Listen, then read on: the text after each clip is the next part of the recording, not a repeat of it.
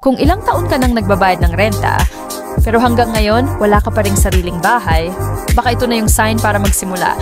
Every month bayad ka ng bayad, pero kahit ganun ka kabilis magtrabaho, hindi mo naman napupunta sa'yo yung pinaghihirapan mo. Masikip, maingay at wala kang privacy. At sa totoo lang, hanggang kailan ka magbabayad para sa lugar na hindi mo naman pagmamayari? Imagine coming home after a long day. Pero imbis na pahinga, ingay ng kapitbahay ang bubungad sa'yo.